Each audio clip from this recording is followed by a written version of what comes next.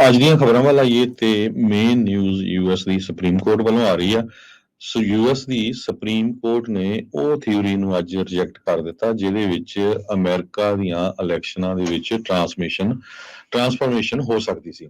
ਸੋ 6 ਦੇ ਮੁਕਾਬਲੇ 3 ਦੇ ਨਾਲ ਮੈਜੋਰਟੀ ਨੇ ਇਹ ਡਿਸਮਿਸ ਇਸ ਗੱਲ ਨੂੰ ਕਰ ਦਿੱਤਾ ਵੀ ਜੋ ਇੰਡੀਪੈਂਡੈਂਟ ਸਟੇਟ ਲੈਜਿਸਲੇਚਰ ਥਿਊਰੀ ਹੈਗੀ ਆ, ਜਿਹਦੇ ਨਾਲ ਜੋ ਸਟੇਟ ਦੇ ਕਿਸੇ ਵੀ ਇੰਡੀਪੈਂਡੈਂਟ ਸਟੇਟ ਦੇ ਲਾ ਮੇਕਰਸ ਆ, ਉਹਨਾਂ ਦੇ ਕੋਲ ਬਹੁਤ ਸਾਰੀ ਪਾਵਰ ਆ ਫੈਡਰਲ ਇਲੈਕਸ਼ਨ ਦੇ ਲਈ, ਉਹ ਰੀਡਿਸਟ੍ਰਿਕਟਿੰਗ ਕਰ ਸਕਦੇ ਆ।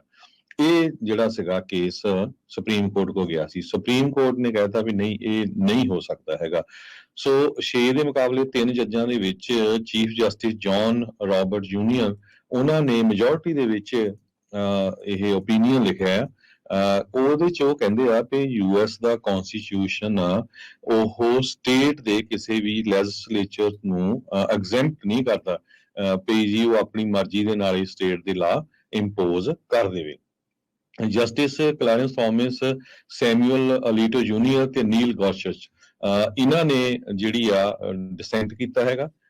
ਕੇਸ ਜਿਹੜਾ ਕੰਸਰਨ ਸੀਗਾ ਉਹ ਇੰਡੀਪੈਂਡੈਂਟ ਸਟੇਟ ਲੈਜਿਸਲੇਚਰ ਥਿਊਰੀ ਦਾ ਸੀਗਾ।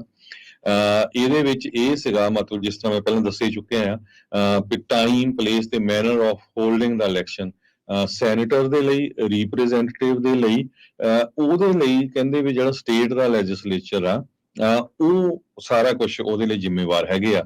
ਉਹ ਕਹਿ ਰਹੇ ਸੀ ਵੀ ਅਸੀਂ ਉਹਨਾਂ ਦੇ ਹਿਸਾਬ ਨਾਲ, ਆਪਣੇ ਹਿਸਾਬ ਨਾਲ, ਸਟੇਟ ਦੇ ਹਿਸਾਬ ਨਾਲ ਸਾਰੀ ਰੀਡਿਸਟ੍ਰਿਕਟਿੰਗ ਕਰਾਂਗੇ, ਕਿੱਥੇ ਕੌਣ ਕਿਹੜਾ ਏਰੀਆ ਆ ਉੱਥੇ ਕੈਂਡੀਡੇਟ ਖੜ ਸਕਦੇ ਹੈਗੇ ਆ। ਸੋ ਇਸ ਨੂੰ ਨਾ ਕਰ ਦਿੱਤੀ ਗਈ ਹੈਗੀ ਆ ਸੁਪਰੀਮ ਕੋਰਟ ਵੱਲੋਂ। ਕੇਸ ਸੀਗਾ ਮੂਰ ਵਰਸਸ ਹਾਰਪਰ, ਕੇਸ ਨੰਬਰ 21-1271।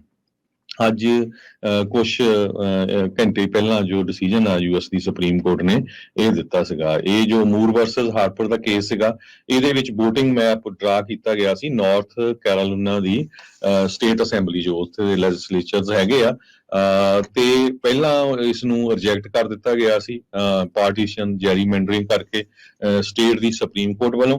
ਤੇ ਐਕਸਪਰਟਸ ਨੇ ਇਹ ਕਿਹਾ ਸੀ ਕਿ ਇਹਦੇ ਨਾਲ ਜੋ ਇੱਕ ਤਰ੍ਹਾਂ ਨਾਲ ਪਹਿਲੀ ਜੈਰੀਮੈਂਡਰਿੰਗ ਦਾ ਮਤਲਬ ਇਹ ਆ ਵੀ ਏਰੀਆ ਡਿਵਾਈਡ ਹੋ ਜਾਂਦਾ ਹਨਾ, ਕਹਿੰਦੇ 10 ਰਿਪਬਲਿਕਨ ਤੇ 4 ਡੈਮੋਕ੍ਰੇਟ ਦਾ ਏਰੀਆ ਪੱਕਾ ਹੀ ਹੋ ਜਾਂਦਾ ਸੀ ਉਸ ਹਿਸਾਬ ਦੇ ਨਾਲ।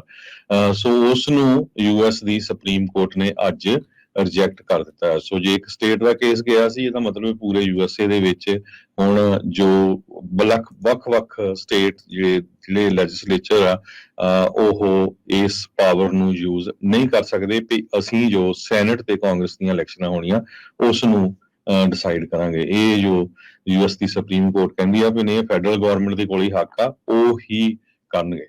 ਜੀ ਜੀ।